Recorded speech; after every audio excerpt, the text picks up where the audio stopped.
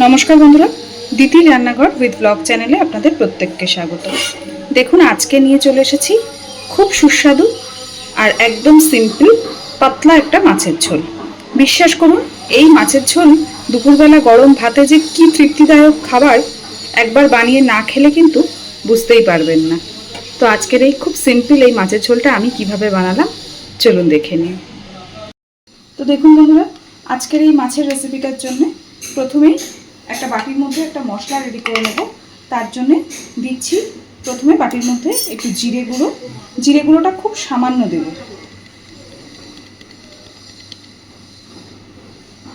মোটামুটি 1 টিস্পুন মতো এখানে জিরে গুঁড়ো দিয়েছি। এবার দিচ্ছি ধনে গুঁড়ো।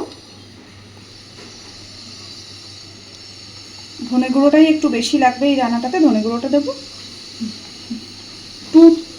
2 টিস্পুন মতো।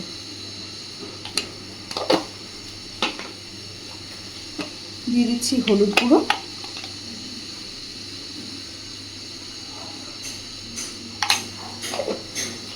আর কালারের জন্য দিচ্ছি 1 চামচ কাশ্মীরি লঙ্কার গুঁড়ো। এটা দিলে মাছের ঝোলের কালারটা সুন্দর আসবে। এবার একটু জল দিয়ে মশলাটাকে গুলে রেখে দেব।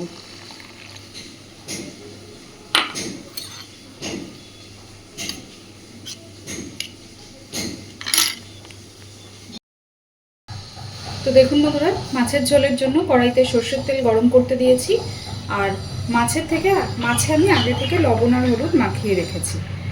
আজকের এই মাছের ঝোলটা আমি বড় তেলাপিয়া বা লায়লন টিকা, যেটাই বলুন, সেই মাছ দিয়েই করব। তেল সুন্দর গরম হয়ে গেছে, এবার আগে মাছগুলোকে ভেজে নেব।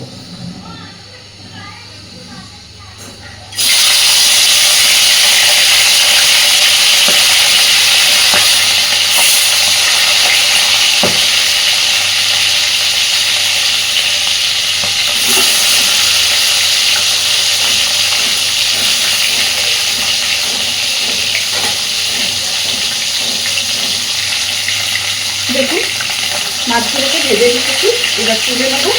আর এই একইভাবে আমি বাকি মাছগুলোকেও ভেজে নেব। দেখুন বন্ধুরা, সমস্ত মাছ আমি সুন্দর করে ভেজে নিয়েছি।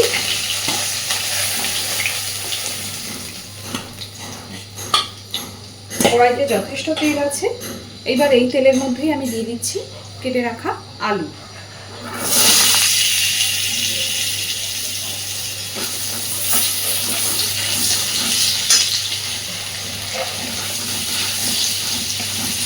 আর দেব কয়েক টুকরো কাঁচা লঙ্কা। আজকের এই রান্নাটাতে আমি কাঁচা লঙ্কার পরিমাণটা একটু বেশি ব্যবহার করছি, তবে আপনারা অবশ্যই ঝালটা নিজেরা বুঝে ব্যবহার করবেন, কারণ আমি নর্মালি ঝাল একটু বেশি পছন্দ করি, প্লাস এই লঙ্কাগুলো খুব একটা ঝাল না। আমি দুবারে দেব, এখন দিয়েছি কয়েকটা চেরা কাঁচা লঙ্কা, পরে আবারও ব্যবহার করব। তো এবার আলুগুলোকে আগে সুন্দর করে ভেজে নেব।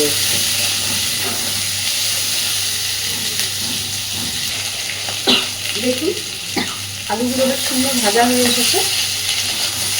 এইবার এর মধ্যে দেবো পরিমাণ মতো লবণ। আমি যে মশলাটা আগে থেকে রেডি করে রেখেছি তাতে কিন্তু আমি তখন লবণের ব্যবহার করিনি। এইবার আমি এর মধ্যে লবণটা দেবো।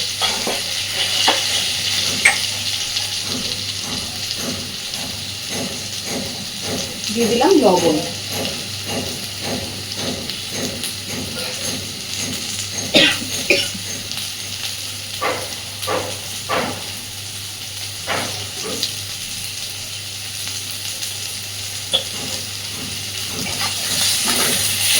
লবণটা দেওয়ার পরে মিনিট 2 আমি এখানে একদম আমার মাছের ঝোলের পরিমাণের যে লবণটা লাগবে সেইটাই ব্যবহার করেছি। খুব ভালোভাবে আলুটাকে ভেজে নিয়েছি। এইবার যে মশলাটা আগে থেকে আমরা রেডি করে রেখেছি, ধনে গুঁড়ো, জিরে গুঁড়ো, হলুদ, লঙ্কার গুঁড়ো দিয়ে, সেই মশলাটা এবার এখানে দিয়ে দিচ্ছি।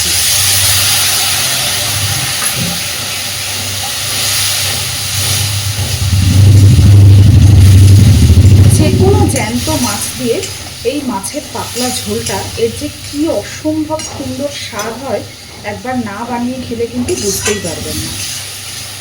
গরম ভাতের সাথে অসম্ভব ভালো লাগে এই মাছের ঝোলটা।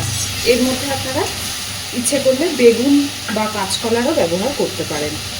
তো খুব সুন্দরভাবে এবার মশলাটাকে আলুর সাথে একটু ভালোভাবে নাড়াচাড়া করে নেব। অনেকক্ষণ সময় ধরে আলুর সাথে মশলা কষানোর কোনো দরকার নেই, জাস্ট একটু নাড়াচাড়া করে এবার দিয়ে দেবো জল। ঠিক ঝোলের পরিমাণে যতটা জল এখানে প্রয়োজন দিয়ে দেব।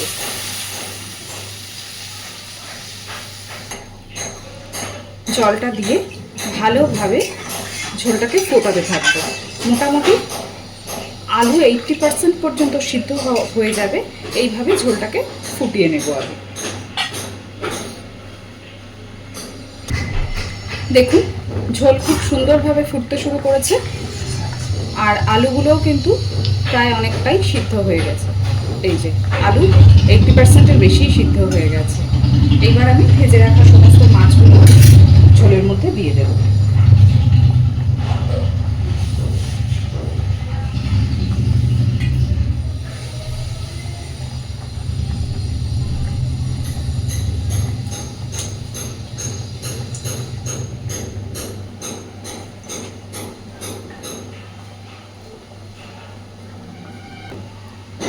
মাছ দেওয়ার পরে মোটামুটি মিনিট 5 ভালোভাবে মাছ আলু ঝোল খুব সুন্দর করে আগে ফুটিয়ে নেব।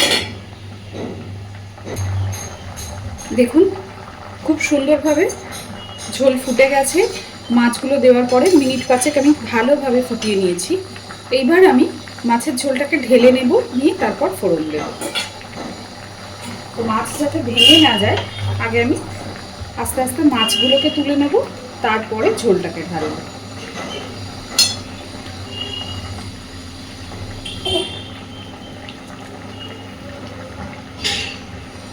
আপনারা চাইলে একবারে ঢেলে নিতেও পারেন, তাতেও কোনো সমস্যা নেই, কিন্তু আমি একটু ভয় পাই ওইভাবে ঢালতে, তাই জন্য আমি এইভাবে আগে মাছগুলোকে তুলে নিচ্ছি।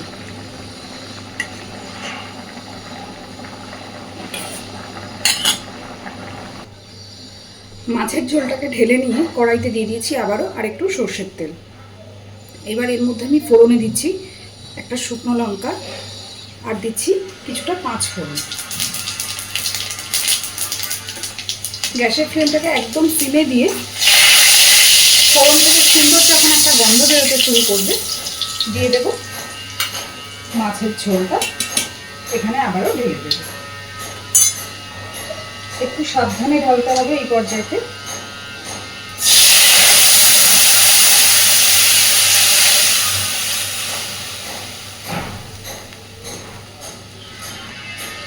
তো দেখুন আস্তে আস্তে করে পুরো মাছের ঝোলটা কড়াইতে দিয়ে দিয়েছি। এবার আবারও মিনিট 5 খুব সুন্দর করে মাছের ঝোলটাকে ফুটিয়ে নেব। আর এই পর্যায়েতে আমি যে তখনই আপনাদেরকে প্রথমেই বলেছি যে কিছুটা কাঁচা লঙ্কা আমি পরে ব্যবহার করব, সেই বাকি কয়েকটা আরও 2-3টে চেরা কাঁচা লঙ্কা, মাঝখান থেকে ভেঙে নেওয়া কাঁচা লঙ্কা এই পর্যায়েতে দিয়ে দেব। কাঁচা লঙ্কাটাকে অবশ্যই এইভাবে দুবারে ব্যবহার করার চেষ্টা করবেন। প্রথমের কাঁচা লঙ্কাটা যেটা আমরা প্রথমে ব্যবহার করেছি, তাতে মাছের ঝোলের স্বাদ একরকম হবে, কিন্তু একদম নামানোর আগে এইভাবে কাঁচা লঙ্কা দিলে কাঁচা লঙ্কার একটা নিজস্ব ফ্লেভার এই মাছের ঝোলটাতে চলে আসে, সেটা কিন্তু খেতে ভীষণ ভালো লাগে। তো এইবার মিনিট 2-3 একটুখানি মাছের ঝোলটাকে জাস্ট ফুটিয়ে নেব। তো দেখুন বন্ধুরা, মাছের ঝোলটা কিন্তু আমার একদম রেডি। আর বিশ্বাস করুন, বাচ্চা থেকে বয়স্ক মানুষ, অসুস্থ মানুষ, যে কোনো কেউ এই মাছের ঝোলটা দিয়ে খুব তৃপ্তি সহকারে ভাত খেতে পারবে। যারা আমরা দুপুরবেলা গরমে একটু তৃপ্তি করে মাছের ঝোল ভাত খেতে পছন্দ করি, এই মাছের ঝোলের রেসিপিটা অবশ্যই একবার ট্রাই করে দেখবেন। আমি কথা দিচ্ছি ভীষণ ভালো লাগবে। তো এইবার আমি গ্যাসের ফ্লেমটাকে অফ করে দিচ্ছি, আর এইভাবেই ঢাকা দিয়ে কিছুক্ষণ রেখে দেবো, তারপর সার্ভ করব। তো আজকের আমার এই খুব সিম্পল আর ভীষণ হেলদি একটা মাছের ঝোলের রেসিপি আপনাদের কেমন লাগলো আমাকে অবশ্যই জানাবেন। আর প্লিজ আমার চ্যানেলটাকে লাইক, শেয়ার এবং সাবস্ক্রাইব করে আমার পাশে থাকবেন। এতক্ষণ আমার সাথে থাকার জন্য অসংখ্য ধন্যবাদ।